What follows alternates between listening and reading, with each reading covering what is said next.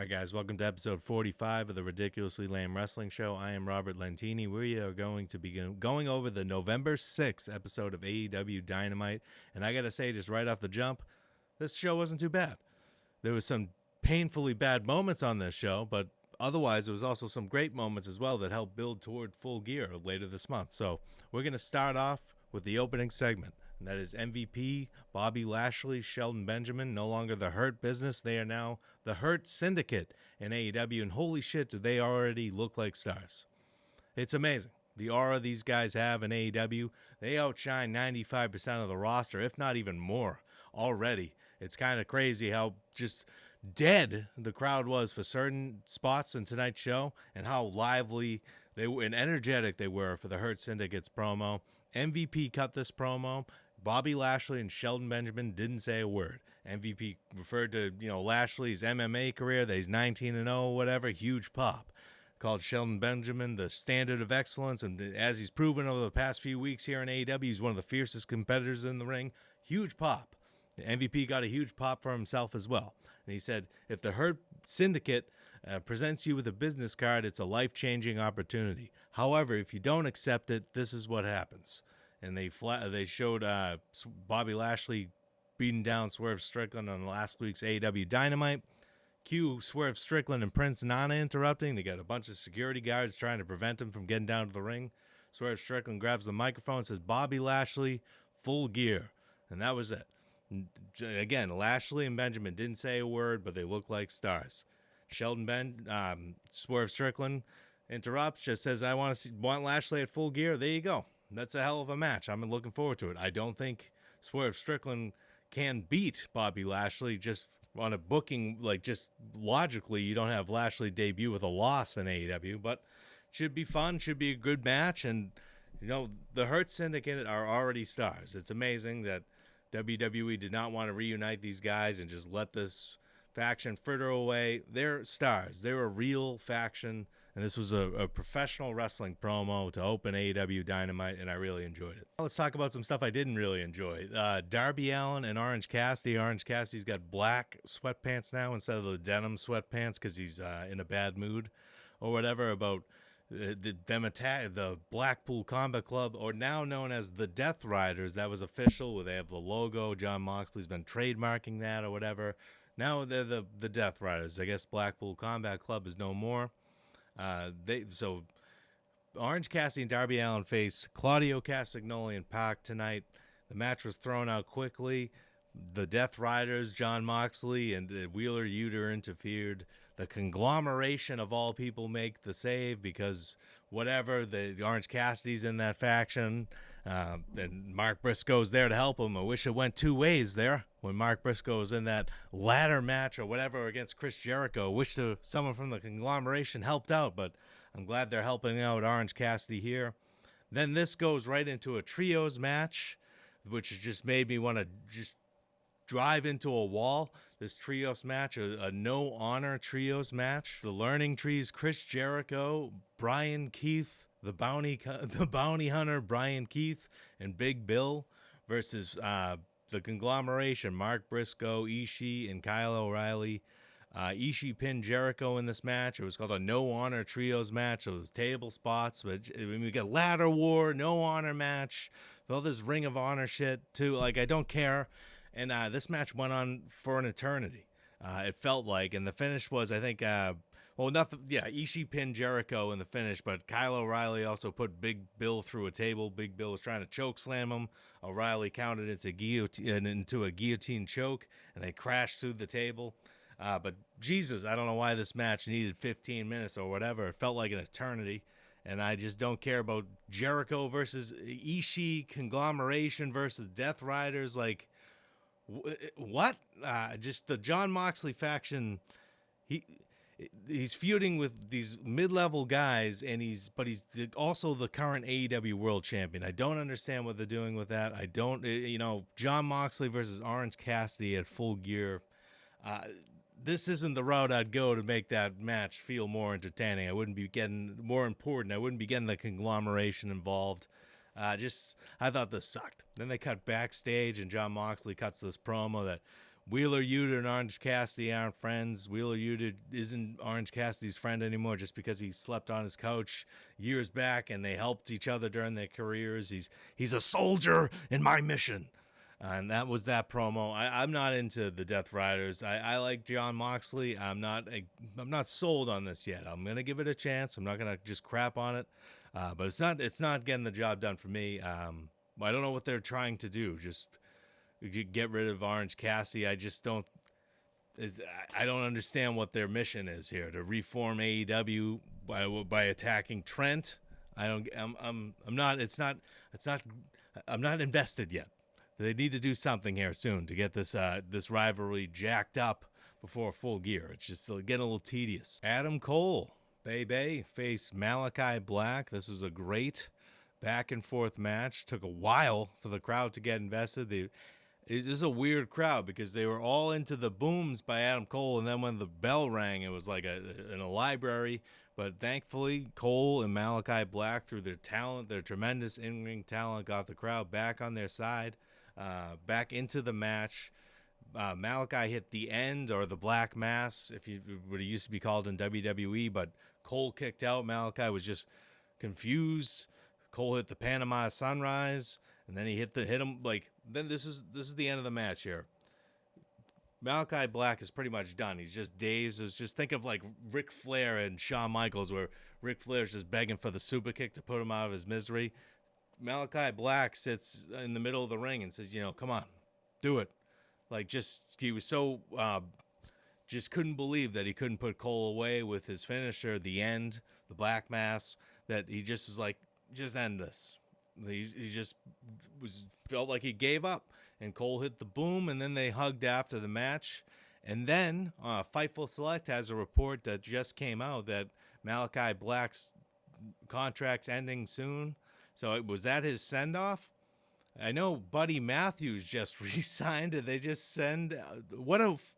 If that was Malakai Black's send-off, what a disastrous run in AEW that was. He was... what a missed opportunity. He's a rare talent. They just never figured it out. And what's so sad with me is I was hoping that this was going to be like the start of the House of Black finally getting like a proper push. Malakai is a single star. No, I think he's done, which I was expecting a while ago. But damn, like, what a wasted opportunity if that's the case. If they're not re-signing him. If I was Malakai Black, I wouldn't be re-signing. Why the hell would you re-sign there? What are you going to be, the 25-time trios champions in AEW? Get the hell out of there. But I was just hoping that they figured it out with him and they were starting to push him. I don't think that's the case. I think he's done, and I think this was his send-off. But that was great. Now let's get to some stuff that wasn't great. With Adam Cole, right after the match, he grabs the microphone, and he says, I got a message for Max, MJF. And he said, I talked to Tony Khan. Before I even get to his promo here, I was under the assumption that it was the first of 3 wins gets a match against MJF at Full Gear between Roderick Strong and Adam Cole. The first to win 3 matches wins. If you lose a match, you go back to 0. I thought that was the stipulations. Cole in this promo said he talked to Tony Khan. I said, I bet, everybody's talking about this 3-match thing. Nobody's talking about it. It's the stupidest thing I've ever heard. I haven't heard one person get into the weeds about the stipulation. I think everybody's reaction is, why the fuck is this happening? Why are we going to watch Cole or Strong win 3 matches to get a match against MJF, who's not a champion right now? It's a singles match. Why do you have to jump through hoops to get a match against the guy? A singles match. It's stupid. But then Adam Cole said, I talked to Tony Khan, and I know everybody's probably wondering, well, what happens if Cole and Strong both win 3 matches? Again, I was under the impression that it was the first of 3 matches. So if Tony Khan's booking, if he booked Cole in 3 matches in one night and Cole won them all, that's it. I didn't understand the stipulation to begin with, why we're doing this. I didn't invest in it at all. I never even considered what would happen if they both won 3 matches because I thought it was first 3 matches. But I guess it's not. So Cole says, I talked to Tony Khan, and everybody's wondering that what will happen if we both win 3 matches. Well, Tony Khan said it'll be a triple threat match. And he said it like with this, it'll be a triple threat match. So then the Undisputed Kingdom can team up on MJF at Full Gear. Nobody cheered. I don't know what they were what was the reaction supposed to be? It's Roderick Strong. He's not this big name. I don't get it. I don't get who would give a shit. So what's going to happen at Full Gear if Roderick Strong's in the match? Is he going to join MJF and maybe Wardlow, and they'll create a new faction? Or he'll become the leader of the Undisputed Kingdom? Who cares? Just let this die. Later, right after this, they cut to MJF, right? And he probably filmed these videos in like 35 minutes and changed shirts a couple times, and they're just playing this out. So he's pretending to watch a television. He slams something at the table in frustration and picks up a phone and calls an unknown person and says, I'm going to need you to pay someone a visit. I'm thinking it's Wardlow. Because he's just fallen off the face of the planet. They just forgot he exists. I'm thinking it's Wardlow. He called Wardlow. He used to be his sidekick. They're reuniting because that's the only time Wardlow was relevant. Get him back with MJF at this point. But no, he called Don Callis because we get cut later in the show, and Don Callis gets a voicemail from MJF, and he's bribed, and he's got the diamond ring. So Don Callis Family is working with MJF, I guess. I don't know. This is one of those storylines that I don't think there's any way that they can get me invested at all at this point, and especially with MJF not being in person until Full Gear. This is just corny. We'll see. I believe Adam Cole is facing Konosuke Takeshita next week in his final match. So if he wins that, he gets a match against MJF at Full Gear. And I thought that was it. But apparently, if Roderick Strong wins 3 matches on, Collision, he's in that match too. Whatever. Hangman Page attacked Jay White backstage. Then they brawled to the entrance ramp area. Hangman Page grabbed a chair. He was about to hit White. Juice Robinson comes out of nowhere, grabs the chair. Jay White battles back. Hangman tries to flee through the crowd. Jay White cuts a promo, says, Hangman, at Full Gear, I'm going after your leg again. It's going to be your downfall, and I'm going to be the first person to tap you out in AEW. And Hangman flipped out. At this point, that would be the best thing to happen, right? Because since Hangman's a heel, you might as well give Jay White the big win and have him be the first person to tap out Hangman Page and build a star. But why do I feel like Hangman Page is going to win this match at Full Gear, and then it's just 50-50? The series is tied at 1. Let's do one more at World's End. I feel like that's where we're heading here. But, yeah, this is a good promo by Jay White. Jay White's always been able to cut a promo. It's the consistency in the booking. If he taps out Hangman Page at Full Gear and, he holds true to his word, that's a nice feather in his cap. Maybe he's going to be a star in AEW. Maybe they finally are going to put everything behind him. But if he loses to Hangman Page after defeating him the last pay-per-view, Wrestle Dream, I had a brain fart there. I couldn't remember the name of the show.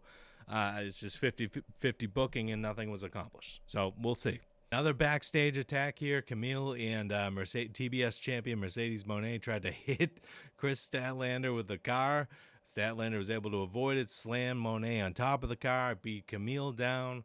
It's Kris Statlander versus Mercedes Mone for the TBS championship at Full Gear. Still don't understand why Statlander is just a babyface out of nowhere. I think it's so lazy that they didn't explain that with Stokely Hathaway. And it's also just idiotic since that was working.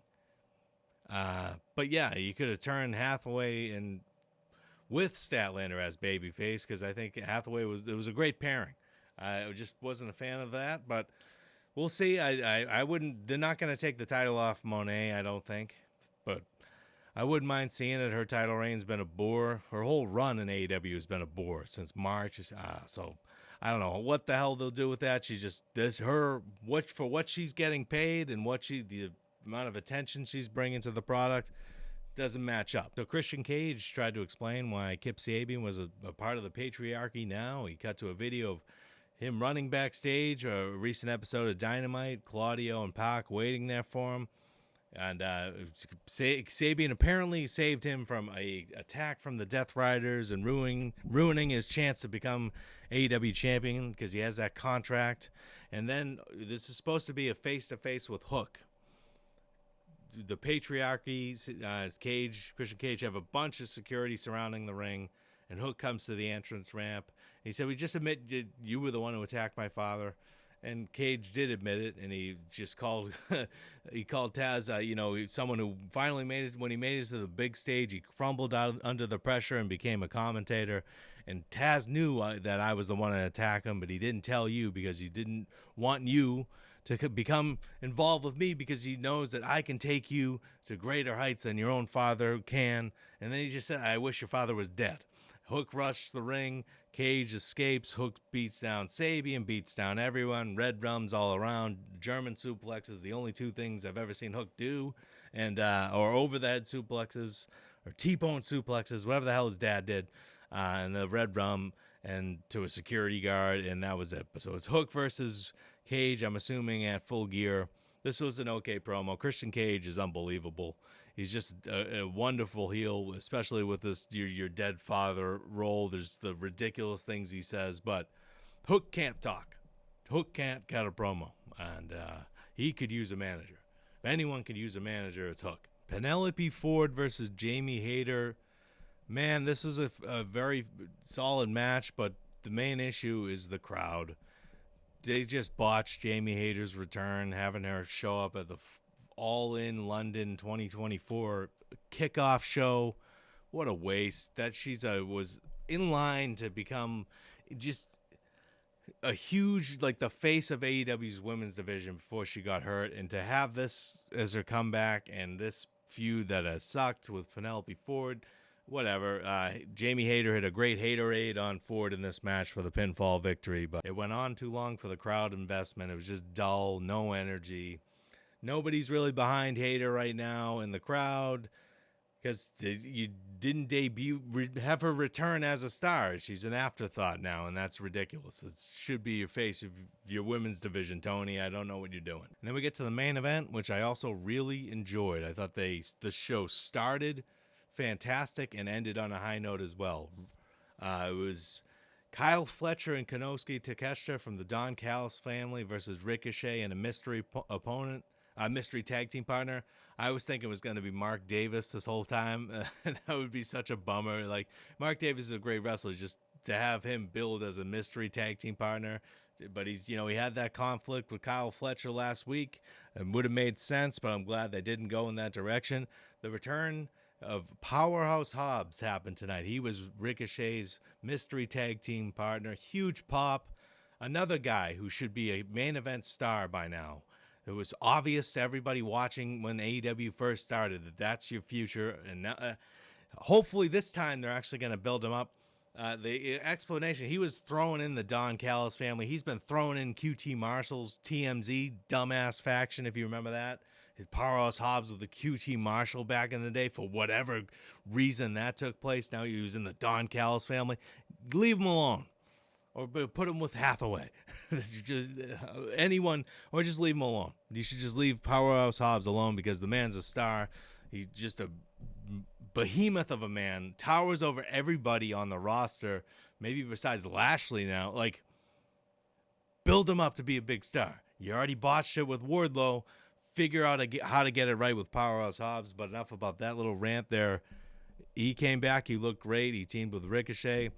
The only thing I would have changed about this match, I thought it was great back and forth action. I would have had Hobbs get the pin, not Ricochet, is because Hobbs is the one who returned.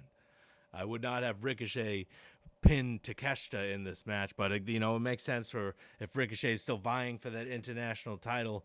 But I would have Hobbs pick up the victory, the pinfall victory here. I would have, because he's returning. He's the one people are going to be talking about after this match. But after the match, Don Callis family beats down Hobbs and Ricochet. And then there's a bunch of people showing up. Adam Cole's showing up because he's facing Takeshita next week. And if he wins, he gets a match against MJF. They're brawling. Then Will Ospreay shows up. He's got tape all over. He's banged up, but he came down to the ring, brawling with Fletcher, beat the hell out of him, went to hit Fletcher with the hidden blade, but he rolled out of the ring. So we didn't get to see that. Ospreay, I think it's just like has become the biggest star in the company, or one of the biggest stars in the company. He's the most gifted wrestler in the company, but he's going to have a great match against Kyle Fletcher. But to me, this is all about building up Kyle Fletcher. I don't know if the haircut worked. We'll see, but keep building up Fletcher, even if he loses a match against Ospreay, have him look strong. Fletcher's and Ospreay are the future of this company, and Fletcher needs to work out. Fletcher needs to be a hit. And so they got to put everything into that. Will Ospreay's got to put everything into that, making Fletcher on his level heading into their match.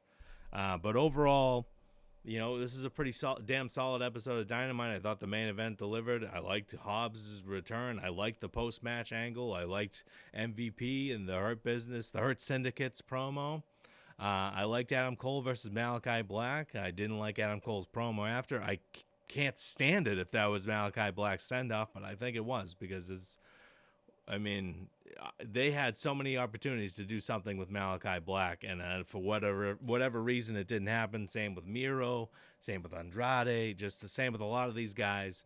So I think Malakai Black's out of there. But overall, this was a good episode of Dynamite. I don't know what the ratings are going to be. It was going up against WWE NXT in the ECW arena. I'll watch that later. I'm not doing a review on that. I'm sure it was a great show. I'm sure NXT will beat AEW in the ratings, but I've devoted my Wednesday nights to watching AEW either rise or fall. I will either be narrating the greatest AEW comeback ever or narrating their death over the next few years. We'll see how this goes, but this was a good episode of Dynamite heading into Full Gear, and it just did what it needed to do. Hopefully they follow up on this with another great show next week. I don't think the ratings are going to be good this week, but they just had a presidential election. I'm sounding like Meltzer here, making up excuses, but we did just have a presidential election that people are going to be watching, fallout from that, and they're going up against NXT. And the WWE's a much hotter product right now than AEW, and that's just a fact. So we'll see those ratings. I don't think they're going to be good, but I don't think people should put too much stock into them this week. Next week will be important for them to bounce back and get back to that 600, wherever their floor is now. But yeah. Decent episode of Dynamite. Thank you guys so much for watching, and subscribe if you haven't. We'll see you guys on the next episode.